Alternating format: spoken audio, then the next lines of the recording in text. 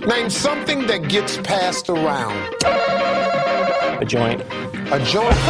Legalized marijuana is always a very difficult question. The time is long overdue for us to remove the federal prohibition on marijuana. From now on, I smoke weed exclusively with white people. Well, I'm getting high next time. They're walking on their pants with their cap on backwards, listening to Enema Man, the Snoopy Poop Dog. There's definitely cannabis in there, and it makes sure that I can sleep now. What's to keep somebody from getting all potted up on weed and then getting behind the wheel? Don't piss off your old dealer. Marijuana is not the kind of thing that ought to be legalized. I know you're not supposed to admit that you smoke pot, but I don't drink alcohol. Let's get out of here. I have some really good weed back at the hotel. I used to smoke marijuana. I don't care if an adult wants to smoke marijuana. They shouldn't go to prison for it either. All right. Welcome back, everybody. Time for Toker Talk Radio. Glad to have you here, and welcome to all the new viewers that showed up in the chat room. Glad to see you. I'm now a registered medical marijuana caregiver. That's good news. Just got my card. There we go. And you might be wondering, like, Russ, isn't marijuana legal in Oregon? What do you need to be a medical marijuana caregiver for? Well, folks, if you've been following the news, you might recognize that recreational marijuana ain't so safe these days. There might be some crackdowns coming, and if the federal government is going to decide that medical marijuana is okay, but recreational marijuana ain't, then I'm going to get me a medical marijuana card. And so are a whole bunch of other people out there. Furthermore, in the system that we have right now, the recreational system, the testing regulations and the prices and everything has become pretty damn onerous. A lot of people who were really excited about getting into the medical marijuana or the recreational marijuana movement there are now rethinking that and moving themselves back to the medical side of things just because of all of these overbearing regulations. So it's something we'll be keeping an eye on, but I am now once again protected under the Oregon Medical Marijuana Act. This is good news too because it also increases possession amounts that we can maintain and the number of plants that we can grow. So there we go. I am now a caregiver. Who am I caring for? Oh, there we go. Okay. see what a strictly regulated program we got here. Anyway, I wanted to tell you a few stories here in hour two as we wind up this week that has been, since yesterday, just a whirlwind. With everybody reacting to the news of Sean Spicer and the administration seeming to signal that recreational marijuana is in its crosshairs. And I've been going rounds on this a lot with people over the past couple of days, and specifically with my I told you so attitude, which was, I told you you should have voted for Hillary Clinton so that we could stop Donald Trump. And I got people that are clinging so desperately to that life raft of, oh, she'd have been so much worse. She was the terrible candidate. She's the one to blame for her loss. She did all these terrible things and she was awful. Which is all probably true, right? She was a terrible candidate. I was against her from the beginning. I was a big Bernie Sanders supporter. But it came to a point where I recognized that one of two people would be president. You know it. I know it. They knew it. Gary Johnson and Jill Stein knew it. Everybody on planet Earth knew only one of two people would be president. That person would either be Hillary Clinton or it would be Donald Trump. And you can try to deny your responsibility for this happening. You can try to deflect and say, oh, I don't vote for the lesser of two evils. You can try and say American democracy means that we have more choices, third parties, yada, yada, yada, yada. And it's all pissing in the wind, folks. All pissing in the wind. If you wanted marijuana to remain legal, if you wanted the Obama administration's edicts on non-interference in the recreational marijuana states, and you wanted to see that continue, you had a moral obligation to vote for Hillary Clinton, despite all the other shitty reasons to vote against her. And believe me, I could list 25 off the top of my head. But you can't come here into this marijuana forum and tell me that marijuana would have been worse off under Hillary Clinton. Now, separating all other issues, okay? We're playing just this real narrow focus here. Would marijuana be better off under Donald Trump or Hillary Clinton? And if you think you can make the argument that marijuana would have been worse off under Hillary Clinton, please give me a call. 650-LEGAL-MJ is the phone number. Put it up there in the corner. 650-LEGAL-MJ. If you think Hillary would have been better or would have been worse on marijuana than what we're seeing out of the Trump administration, please make the case. But don't call up and make the case, oh, well, if Hillary was elected, we'd have been in a nuclear war by now. We're not talking about foreign policy. We're not talking about military policy. We're not talking about healthcare policy. We're not talking about immigration policy. Marijuana policy. Convince me Hillary would have been worse than Donald Trump. You can't do it. All right, we're going to take a break. When we come back, I got this crazy story to tell you out of Montana. Normally, the Republicans are pretty sneaky and very able to hide what their intents are. This story out of Montana shows them being actually quite candid about being slippery bastards. We'll return in a second.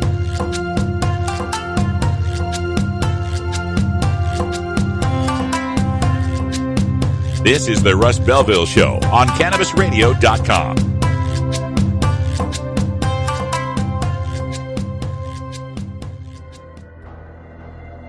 In the interest of fair and balanced journalism, the Russ Belville Show presents the anti-drug public service announcement of the day. Hey, yo, get off my car! Let me get that money, man. What are you doing? I got you. Give me the stuff. Yo, what are you doing? Good evening. Just pretend I'm not here. Yo, can I help you? Are you selling drugs? There's a better way to find information about drugs, so you can talk to your kids. Get the tools at drugfree.org from the Partnership for a Drug-Free America. This has been the Russ Belville Show's anti-drug public service announcement of the day, exclusively on RadicalRuss.com.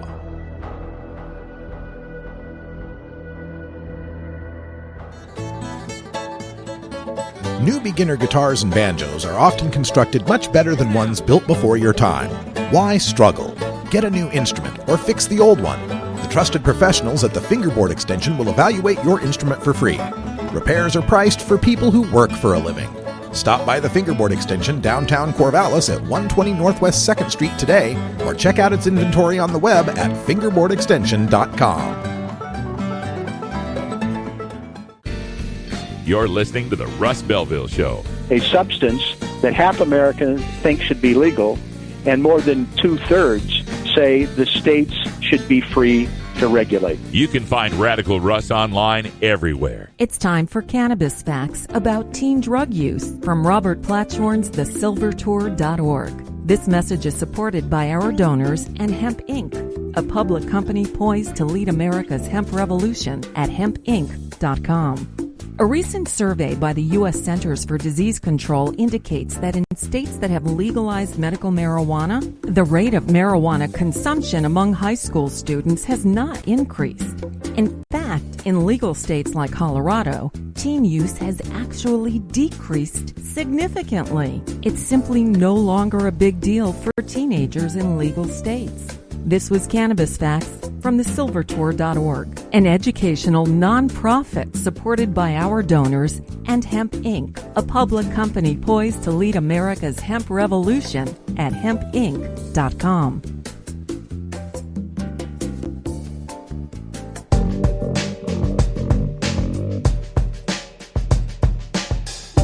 Warning, hits taken on this show are larger than they appear. Do not try this at home. These people are professionals. Or at least they pay me to say that. This is Dan Michaels from danmichaelsaudio.com, and you're listening to Radical Russ on cannabisradio.com. Welcome back, everybody. 10 after the hour, and for this segment, we're to tell you a story coming out of the state of Montana. I mean, if you've been following over the past couple of years, maybe 3 or 4 years, throughout the country, there have been all these states that are implementing measures to make it harder for people to vote. The Voting Rights Act, of course, protected a lot of these people in the southern states, the former Confederate states that had been guilty of poll taxes and other Jim Crow-era restrictions on the voting franchise. But the Congress decided and the Supreme Court agreed that we didn't need to have the Voting Rights Act anymore because the Voting Rights Act fixed those problems.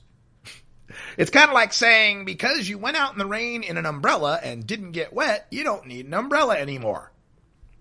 So by restricting or eliminating measures such as early voting or mail-in voting, the Republicans, and folks, it's always Republicans who are in control of the state legislatures, seek to suppress votes for their Democratic opposition, because early voting and mail-in voting are generally used by the poor and working class and minorities who more likely vote blue than red.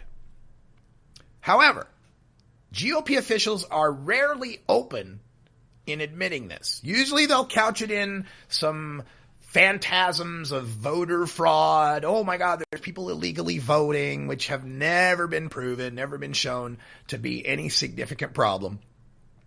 But this time, in Montana, they came right out and expressed why they wanted to suppress the vote. Montana's Representative Jeff Essman, state representative, he's the chair of the state's Republican Party.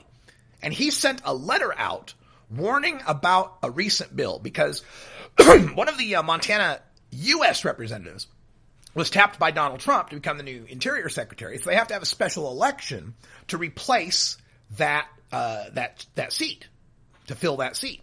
So some Republicans are proposing for this special election and for elections moving forward that they adopt the vote-by-mail system that we use here in Oregon and that is also in use in Washington and Colorado.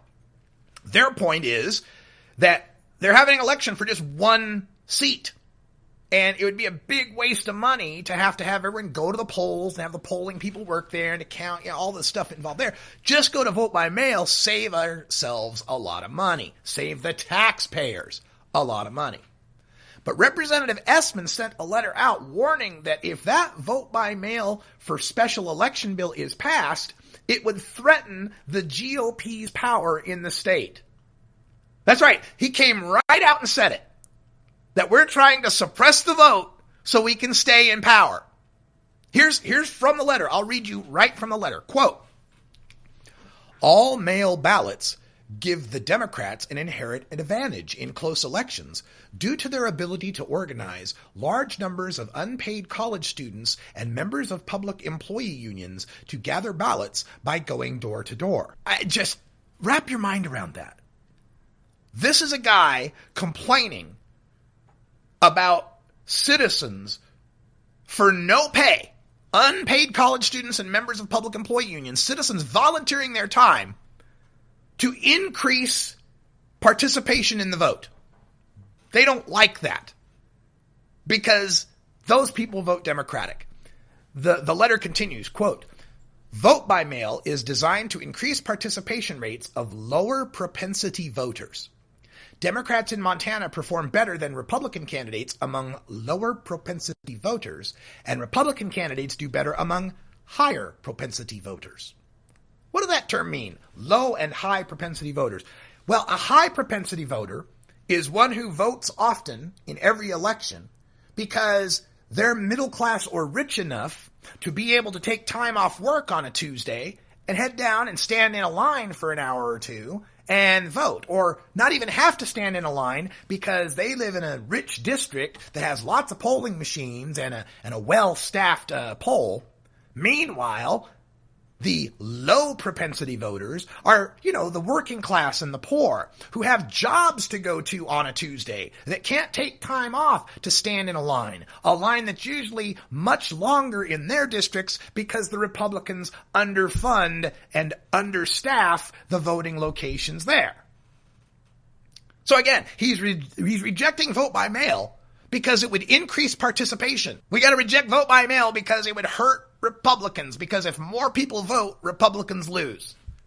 He's coming right out and saying it, folks. Let me continue. He quotes in the letter.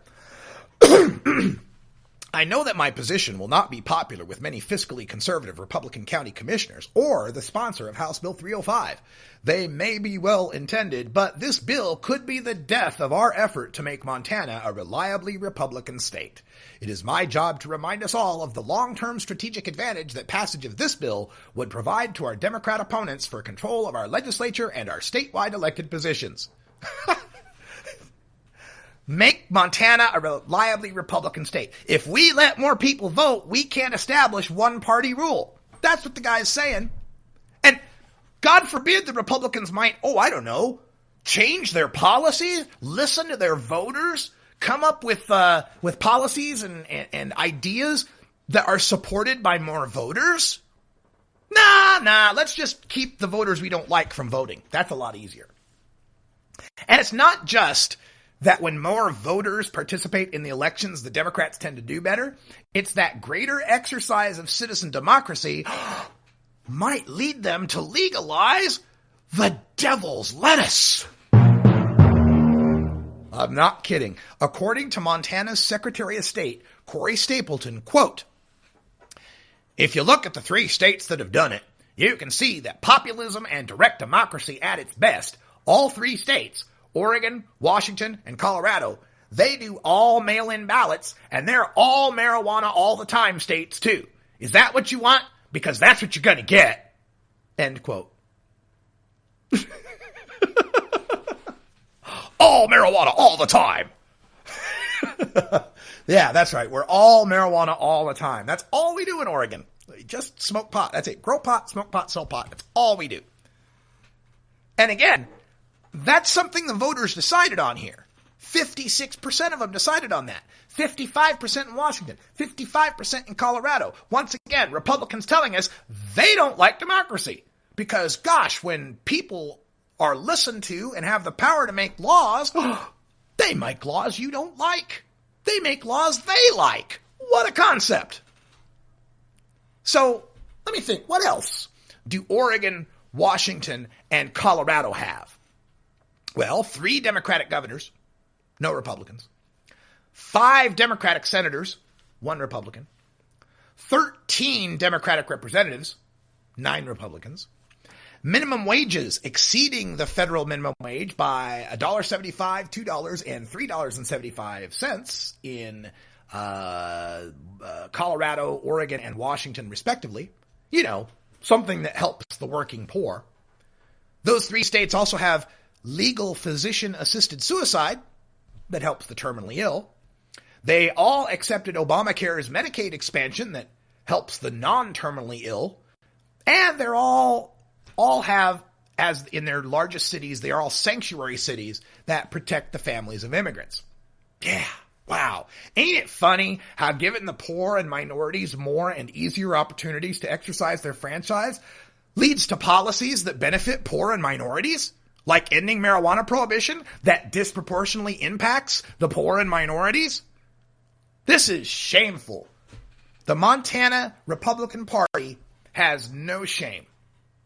Openly admitting they want to suppress votes. They want to make voting harder. They want to ensure that fewer Democrats vote so they can maintain one-party rule in Montana and they can thwart efforts of citizens to change the law. This should offend you, whether you're Republican, Democrat, Green, Libertarian, hell, Vermin Supreme. You ought to be pissed off about this. Our elected officials openly conspiring and lobbying to restrict the voting franchise, to keep voting as difficult as possible in a naked attempt to maintain their own power. Now I prefer a system where we listen to the people and we try to get as many people to vote as possible. We should be ashamed.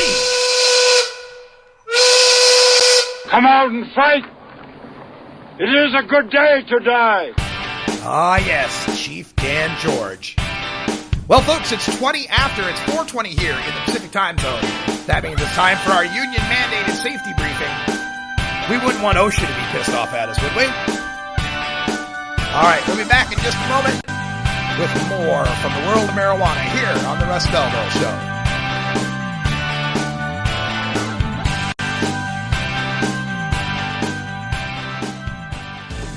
At Herbie's Cannabis Seeds, we pride ourselves on bringing you the best quality seeds from the world's most respected cannabis seed producers, all at the lowest online prices. You can find Herbie's Seeds at herbiesheadshop.com. All cannabis seeds are sold as souvenirs and as a means of preserving cannabis genetics. Herbie's Seeds in no way intends to condone, promote, or incite the use of illegal or controlled substances. We strongly urge all prospective customers to check their national laws prior to placing an order. Herbie's Seeds at herbiesheadshop.com. Proud sponsors of the Russ Belville Show and 420 Radio. You're listening to the Russ Belville Show. Americans have increasingly come to the conclusion that the drug war is a failed policy. You can find Radical Russ online everywhere.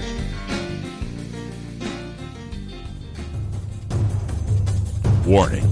Hits taken on this show are larger than they appear. Do not try this at home. These people are professionals. Or at least they aim you to say that. Oh, I could have smoked that pot. A public service message from the Russ Belville Show.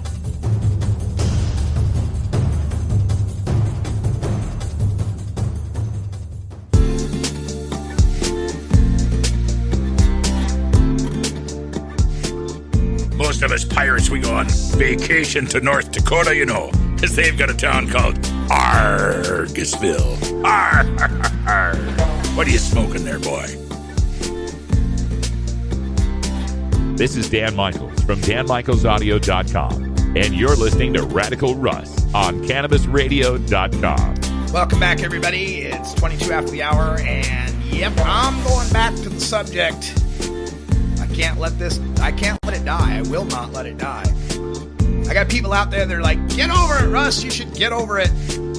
Get over the fact that Hillary lost. Get over it. Folks, I'm not over Ralph Nader. Right? So you can damn well bet that I'm not over Jilly Steinson and the third-party vote tossers that helped Trump to get us into the position where we're at today. And I get all sorts of responses back from people on this. I get the one that, the DNC conspired to fix the primaries and they screwed Bernie. Or the DNC purposefully elevated Donald Trump in the media because they thought he'd be easier for Hillary to beat. Or Hillary lost it because she should have campaigned in Wisconsin and Michigan instead of Georgia and Utah. Or any number of things that WikiLeaks did, or the DNC did, or Russia did, or Hillary did, or didn't do, all these reasons.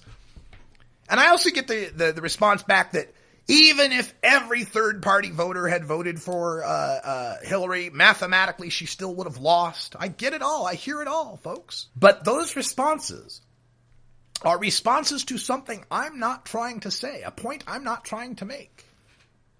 I'm not trying to make the point that the third-party vote tossers cost Hillary the election.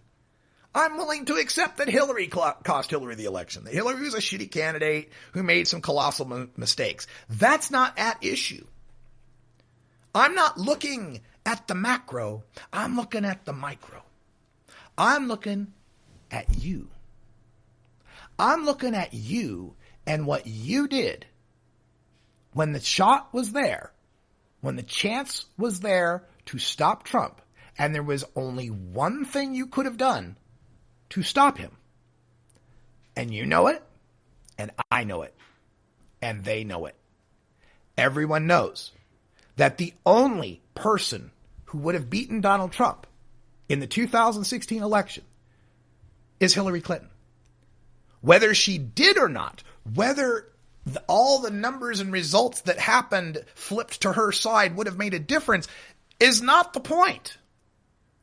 The point is, when staring an existential crisis to the United States generally and to marijuana specifically, when staring straight into that possibility, you deferred on doing something to stop it. Period. I have an analogy that I use to try to explain this to people, to try to get through to them that, again, I'm not saying Hillary should have won or would have won, or that you changing your vote would have made a difference. I'm saying in the heat of battle, what did you do in the fight? Imagine it this way. Imagine that you and I are in a foxhole. We're all alone in a foxhole. We got no support. We got no artillery. We got nothing. It's just you and me and our rifles and our ammo. That's it. We got rifles and ammo, and we're stuck in a foxhole. And oncoming to attack us is the enemy army, and they got tanks, and they got air support, and they got artillery. We are hopelessly outgunned. We have no chance whatsoever. We are gonna die. We're gonna lose. There's no way we can shoot through the tanks. There's no way we can shoot enough bullets to kill all the enemy soldiers. Our mission is hopeless. We're stuck in the foxhole. And here comes the enemy. Now, me, despite the fact that it's hopeless, despite the fact that there's nothing that can be done to guarantee a good outcome on my side, I'm still going to take my rifle and start firing it at as much of the enemy as I can. I'm going to try to inflict as much damage on the enemy as I can, even knowing that it's futile.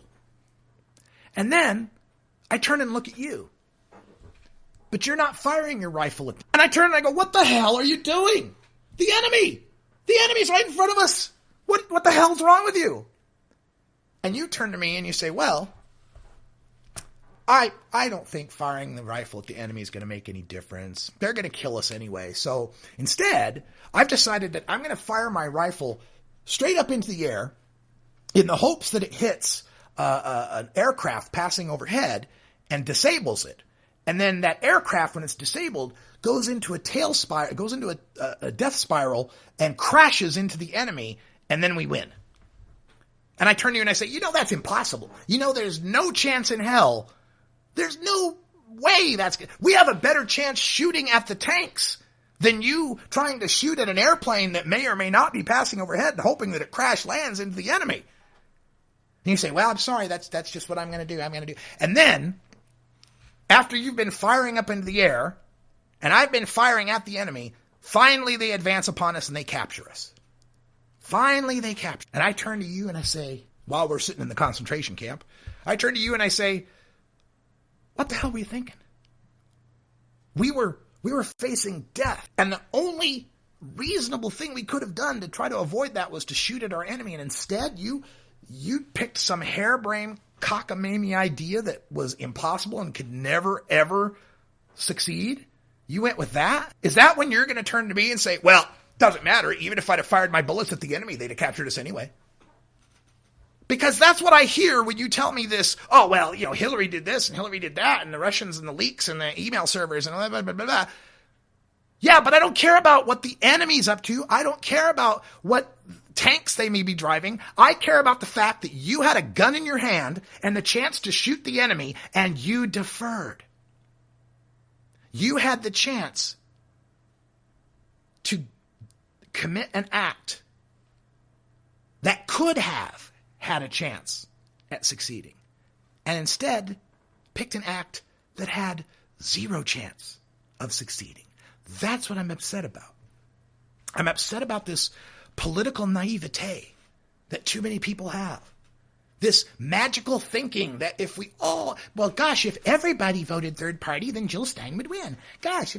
Folks, this is real life. This is people's businesses that they're starting in the cannabis world. This is people's medicine that they depend on to survive. And in the face of that, you'd put your hopes into some Jill Stein puppet tool of the Kremlin, who is, it's becoming pretty clear, was another part of their operation to help erode support on the left. I just don't even know what to say about that anymore. It's just, I really thought after Ralph Nader, this would have been cured. I really thought maybe there's some hope that maybe people would recognize that, look, the system sucks. Two-party politics sucks. I wish we had a parliamentary system and you could vote for the party that perfectly matches your green ideals or your libertarian ideals. But that's not the name of our game. Our game is two-party politics. And oftentimes, the responsibility of the voter in that game is to protect America from the worst evil. These people who say, I won't vote for the lesser of two evils, okay, then you're acceding to the greater of two evils. You're saying, I'm fine with the greater of two evils if they happen to make it in there because I'm not going to vote one way or the other. I'm not going to pick you. You've just decided that everyone else should decide whether the greater or the lesser evil comes into play into the Oval Office. And this time the greater evil did. This time the greater evil made it to the Oval Office. And this is where the vote tossers say, oh, Hillary, she'd get us into a nuclear war. Oh, Hillary, she's in bed with Goldman Sachs. Look, Hillary get us into a nuclear war when Donald Trump is the one saying he wants to expand the nuclear arsenal and asks, gee, why don't we use our nukes more often? But it's Hillary we're worried about with nuclear war. Oh, Hillary gave speeches to Goldman Sachs while Donald Trump is putting Goldman Sachs, Mnuchin, in charge of the Treasury. And again, if you really think Hillary Clinton would have appointed an attorney general who thought that the KKK was okay until he discovered some of them smoked pot, then please tell me the strain you're smoking because I want a clone of it. Because that's some mighty good shit. Makes you... It's going to be a tough next 4 years, folks. And I would be able to get over this a little bit if the vote tossers would finally admit that Trump is worse than Hillary. I don't even need you to admit that changing your vote would have made a difference. Just admit, now that we've seen Trump in action, he's worse than Hillary. Worse than Hillary could have ever been. Because if we can't get to that, if we can't get to recognizing that truism, I don't know how we're going to corroborate on other pieces of our agenda. It's just mind-boggling to me. Just mind. Not to mention, and of course, we're just talking about the weed issue, but my God, the immigration issue, gay and lesbian rights, they've already rolled back the Obama administration's protections for transgender students. They're already rolling back almost every Obama-era initiative and executive order. They're set to repeal Obamacare, although these days now they're starting to hear from constituents who, gosh, what do you know, kind of like healthcare. They kind of like not being kicked off their insurance for pre-existing conditions. It's the weirdest damn thing. Just so much. And this Russian treachery, this Michael Flynn and the Republican campaign for Trump corroborating and corresponding with the Russians in a direct attempt to subvert our election. You know, this has led to an interesting lawsuit, by the way. I was just reading about this morning. Now, it's a long shot, but these 3 women from Massachusetts have filed a lawsuit based on the Constitution's guarantee clause. And the guarantee clause is not something that's been adjudicated through the Supreme Court yet. So it opens up some interesting constitutional questions. What the case is in a nutshell is the Constitution provides us a guarantee that the nation, our government, is going to protect our nation from foreign invaders. And so this case is this suit is making the case that America was invaded. It's making the case that hacking into the Democratic National Committee, hacking into John Podesta's emails, and hacking into the Democratic Senatorial Campaign Committee, or Congressional Campaign Committee, constitutes invasion of American cyberspace. And since the government did not live up to guaranteeing us our right to have a government free from foreign intervention, it seeks to invalidate the 2016 election and have a do-over. And it cites cases in other countries where there was serious electoral fraud and such do-overs were done. Again, legal experts say it's a huge long shot. Even whether or not these women have the standing to bring the case has yet to be determined. But I'll keep you posted on how it turns out. All right, we got to take a break. When we come back, more from the world of marijuana here on the Russ Belville Show.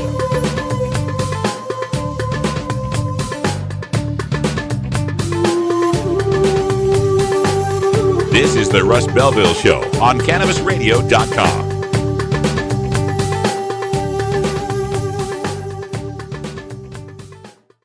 Hey everybody, it's Radical Russ here from 420 Radio, inviting you to be like me and get your ink done at Lucky Horseshoe Tattoo, Fort Worth's most female-friendly, clean, sterile, awesome tattoo shop. Thomas and his crew are true artists who can design you a custom piece or use a design you bring in. Lucky Horseshoe Tattoo also offers all styles of tattooing as well as piercings and all-around fun. In the DFW area, stop by Lucky Horseshoe Tattoo and tell them Radical Russ sent you. Trust me, it'll feel awesome. You're not high. You're listening to the Russ Belville Show. Good people don't smoke marijuana. All right. Well, maybe you're high, too.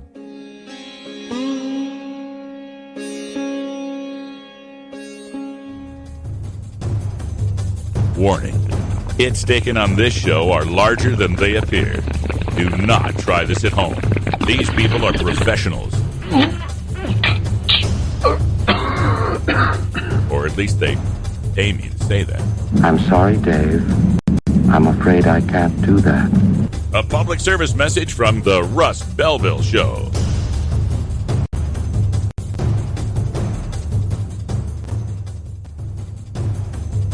Warning.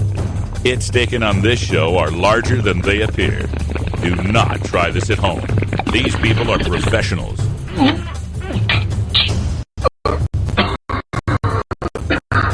Or at least they aim you to say that. I'm sorry, Dave. I'm afraid I can't do that. A public service message from the Russ Belville Show.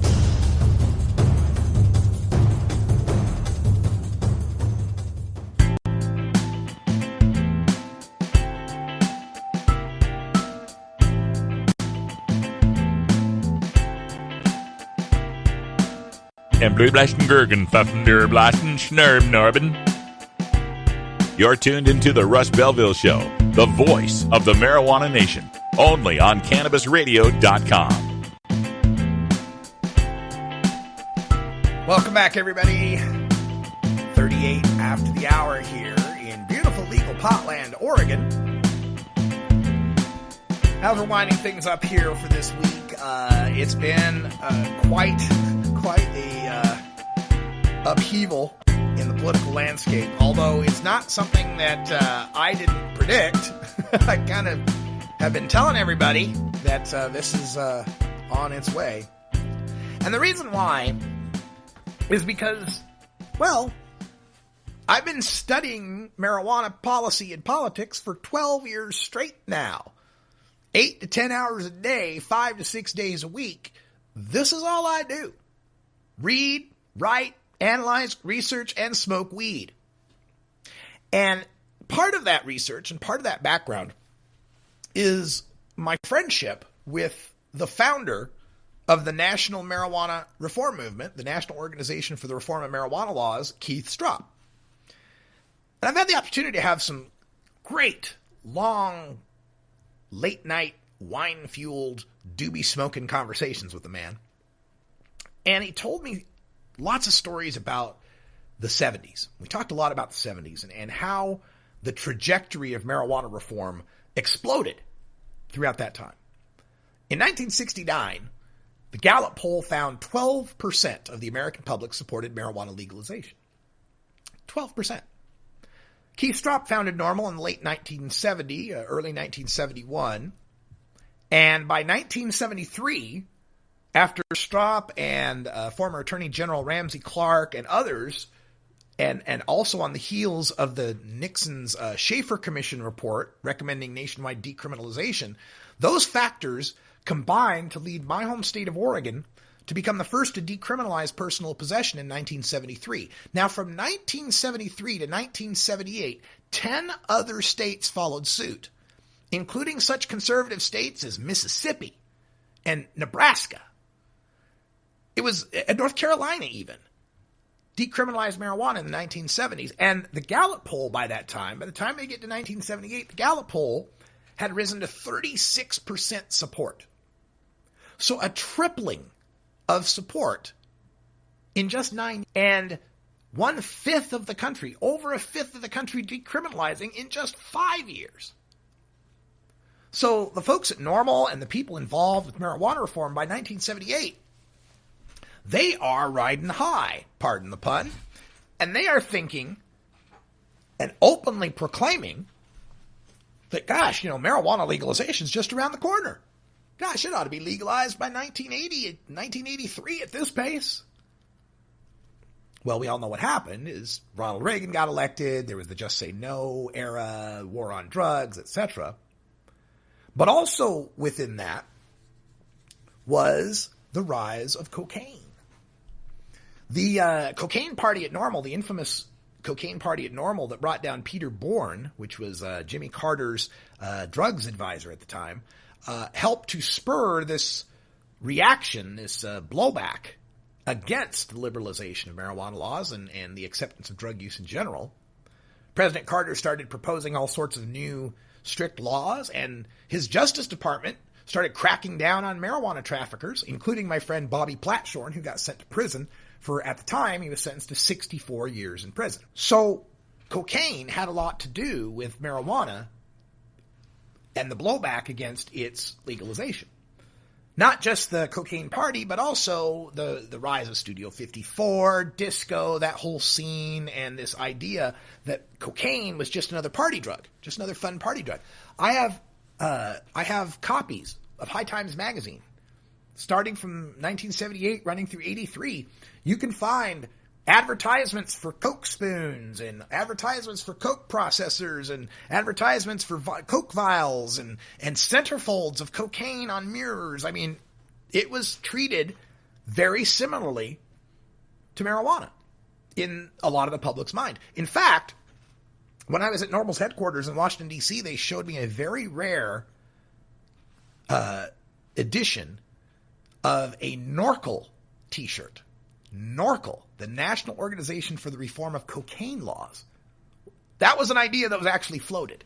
Okay? So you had a drug scare that led to a moral panic because that drug was tied with marijuana, and the parents rebelled against that, and there was a government that was on their side that pushed heavy-duty propaganda and all sorts of strict laws to fight it. So do you see any parallels with today? Because we got a government that hates it. We got another drug that everybody is scared shitless about, opiate addiction, heroin and prescription opiates, that's being tied to marijuana by the administration. Sean Spicer's comments just the other day, we shouldn't be talking about this when there's an opiate epidemic. The same exact markers that defined the swing of the pendulum from the rapid increase in support for marijuana in the 1970s to the extreme blowback that occurred in the 1980s, those same markers are right here, right now in front of us. The pendulum is swinging back. Now, I know people say, well, it's a tipping point, it's too big, it's making too much money, it's too popular, medical marijuana's got 93% support, legalization 60% support, yada, yada, yada. I'm not saying that the pendulum's going to swing all the way back to Richard Nixon and the war on drugs. But when it comes to public policy that impacts social and culture wars, there tends to be kind of a two-step forward, one step back, two-step forward, one step back. The pendulum swings far to progress and then a little bit back to retrograde and then a little farther to progress and so forth. And I think that's what we're going to see here. We're going to see a pendulum swing back on recreational, but not all the way back to medical marijuana as Cheech and Chong medicine of General Barry McCaffrey. Okay, but we are going to see a restriction, and that restriction is going to come on the recreational side, and it's going to be really tough for the patients in Washington State because now they don't have a separate medical program. They have just a marijuana program, and that's recreational. Now, some stores can get medical endorsements, but it's a recreational program that has a medical addition to it. So I think that would be in the crosshairs of Jeff Sessions and the Department of Justice. Oregon's looking to merge their programs as well. California's already got it on the burner as far as getting the new Prop 64. It's based mostly on the old McCursa or the current McCursa, we should say. We've got legislators in Arkansas and North Dakota that are moving to restrict their medical to avoid giving people any rights to home grow, to start to not let them have access to whole plant in some other medical marijuana states. We've got the states of Maine and Massachusetts dragging their heels on moving forward with commercial regulations. In my mind, I think that they're just hoping that if they delay long enough, Sessions Department of Justice will make it a moot point and they won't have to do any regulation because there won't be any commercial program. And it's going to be incumbent upon us to really bear down and to fight for our rights, and to start to understand that it is a fight for rights, that it's a civil liberties question. We've kind of been resting on our laurels a bit, gotten a little complacent because of the way things have been going, because it's been going so well, because Obama kind of kept a hands-off attitude and let us move forward. But for too long, we've been basing our arguments on things like, it's going to raise so much tax revenue for the schools, we're going to make so much money on it. So if something doesn't make a lot of money, then we should bust people for pot? Whether or not we bust people for pot shouldn't be incumbent on whether or not we can make money on it. Even if we lose money not busting people for pot, we shouldn't bust people for pot. It's just a matter of rights, not a matter of cost-benefit analysis. We have so many of our arguments that are based on, we're going to save time for the cops. The cops will have more time to solve other crimes. Okay, that might be true, except that most of the time that cops are busting people for weed, it's during the course of their regular job. They're already out there on the streets, already patrolling and doing work. Now, if they don't have to get out of their car and shake someone down and arrest them and take them down to the station and do a bunch of paperwork and show up to court and get overtime pay for it, for the marijuana bust, then yeah, that time then becomes some time that they can use for other policing duties. But I'm wary of this argument because it could easily be shot down if crime goes up. Now, so far it hasn't. Crime's generally been going down, but what if for factors we can't control, factors that have nothing to do with marijuana, there's a crime wave? Then our opponents will say, see, you said legalizing marijuana would save more time for cops to be able to bust crime, but see, there's more crime, so obviously the cops aren't being able to bust it, and that more crime has come about because we legalized weed, because weed is evil and criminal. Then we have to have that. We get people that'll make the argument for marijuana legalization because drug dealers don't check ID, which is a good argument. I like the argument. But as soon as we start getting cases of kids getting busted with weed that they got because an older brother bought it at the dispensary, or they got because the dispensary clerk didn't check the ID, it starts to weaken that argument too. And I'm not saying don't use these arguments. I'm just saying be aware that they have flaws. All arguments have flaws. I was taught in debate, you should be able to argue the opposite side just as well as you argue your own. And so I'm just pointing out some of the ways that these things can be shot down. But the one argument that is immune to those kind of flaws, the argument that's immune to the price of marijuana, the amount of tax that's received, how much crime there is, whether or not people are addicted, the argument that cannot be punctured is that it's my civil right. You have no authority to tell me what to do with my body, as long as I'm not hurting anyone else. Now, it depends where you're at if you want to make this argument, but when I'm in blue states, I often like to say, my body, my choice. I like to use the line from the pro-choice crowd, right? If a woman's got a right to do with her uterus what she chooses, why do I not have the right to do with my lungs what I choose? Can't make that argument as well in a red state with pro-life people. They're all for controlling people's bodies. All right, we got to take a break. And when we come back, we'll have our last segment of the week. We'll get you prepared for next week. Give a look forward to some of the events that are coming up and more. Thanks for listening. I'm Radical Russ. We'll be back right after this.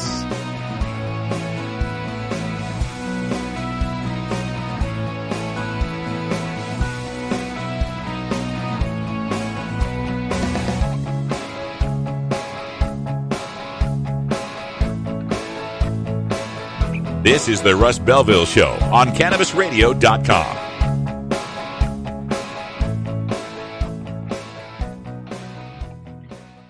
You're not high. You're listening to the Russ Belville Show. THC levels in marijuana snacks are so high they could kill children and pets. Okay, maybe you're high too.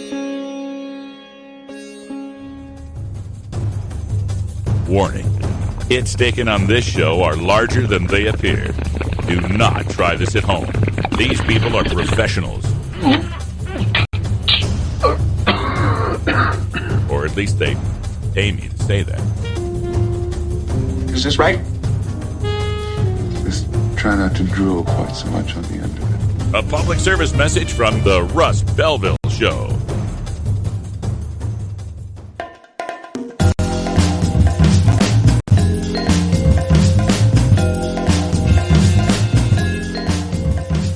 Remember, friends, there's more to life than marijuana. I just can't remember what it is. Why'd I come in here? You're tuned into the Russ Belville Show, the voice of the marijuana nation, only on cannabisradio.com. Welcome back, everyone. Almost 53 after the hour, and we're winding things up. Here, want a joint? This is if those of you watching, this is a hemp stalk. This is a stalk from a hemp plant, or a cannabis plant, whatever.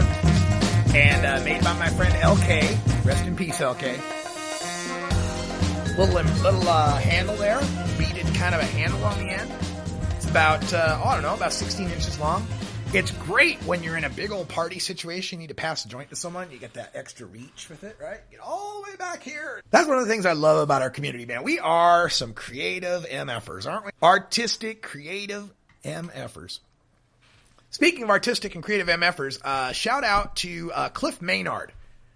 Just thinking of this because I was talking about hemp stalks and stuff and joints. But we have this poster that Cliff made. It sits in out here in Delta 9 Studios, and it's a picture of a hand holding a cannabis leaf. In the background is like the American flag and the Space Needle and a bunch of stuff, right?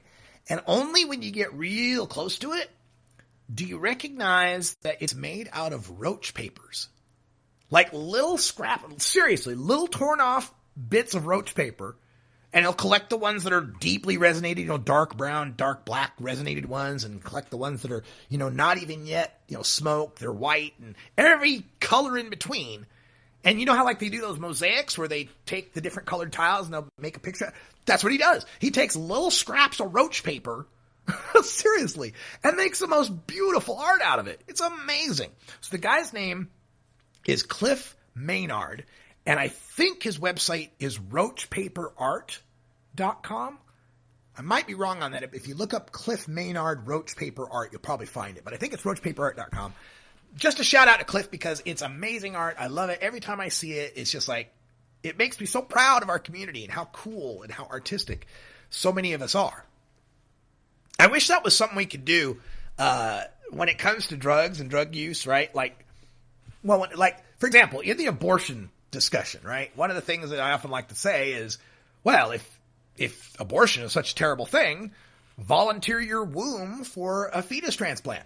Now, I know they're not possible yet, right? But would you? Right? You think that woman should be forced to give a baby, that baby shouldn't die? But volunteer your womb for it? Oh, you don't want to carry a baby against your will either, do you? Oh, okay. Right? So I often make that argument in the abortion debate. So a similar argument in the marijuana debate is, you think marijuana ought to be prohibited. You think people ought to be locked up for smoking pot. You think that pot's a bad thing and only bad people use marijuana, and it's a terrible influence that leads straight to heroin and degradation and debauchery, right? You think pot's awful? Okay. But you don't get to watch any more movies or TV shows written by people who smoke pot. You don't get to watch any of them that are acted in by people who smoke pot. You got to go through your entire album, CD, and MP3 collection and give away or delete all of the music created by people who smoke pot, right? Because their evil pot influence, well, obviously it's a part of their art, right? It's going to be a part of their work. Right? Right? I'd love to see that. I would love to see some of these politicians have to give up all their classic rock albums, all their rap albums, all their hip-hop albums, with the exception of Gene Simmons' solo album. That's like the only rocker I could think of off the top of my head. Gene Simmons from Kiss. And, shit, I can't even name a rapper who don't smoke weed. I can't even, I'm going way back even into the old school, man. I can't even think of anybody in hip hop who I can guarantee doesn't smoke weed. Hell, you'd have to get rid of a lot of your country albums. Get rid of your Willie Nelson, your Waylon Jennings, your Merle Haggard. Forget it. Those are gone. Chris Christopherson, Johnny Cash, no more. I would love that law. Wouldn't that be a great law? The Drug-Using Artist Act of 2017. Henceforth, any person declaring a public opposition to the legalization of drugs may no longer enjoy entertainment created by those who use them. So mote it be. It's not possible, I know, but something to think about. And the other thing to think about, I'll leave you with this. Challenge people on the idea that alcohol is a drug. People will give lip service to it, but really challenge it, right? The next time someone tells you something about marijuana smokers, some stereotype about pot smokers, challenge them with a similar stereotype about drinkers. When someone tells you that marijuana smokers ought to be banned or ought to be have this restriction or that restriction, ask them if they'd support the same restriction for alcohol.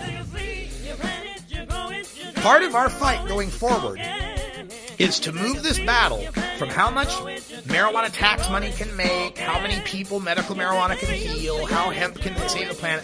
All great benefits, all great side effects, but the real fight is this is a civil rights battle, and we deserve to be treated the same as beer drinkers and cigar smokers, period. That's all the time we got this week. Thanks for joining us here on YouTube for the Russ Belville Show, now that we're on video.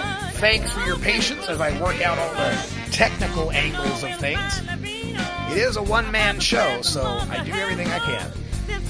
For everyone here at Delta 9 Studios, I'm Radical Russ. Thanks for joining us, and until next time, take care of each other, Tokers. Bye.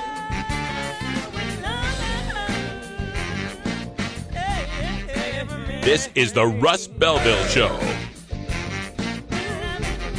The Russ Belville Show is blogging and podcasting daily at radicalruss.com. You take a seed, you plant it, you grow it, you dry it, you roll it, you smoke it. You take a seed, you plant it, you grow it, you dry it, you roll it, you smoke it. You take a seed, you plant it, you grow it, you dry it, you roll it, you smoke it, and it goes down smooth. You're not high. You're listening to the Russ Belville Show. Marijuana is probably the most dangerous drug. Okay, well, maybe you're high, too.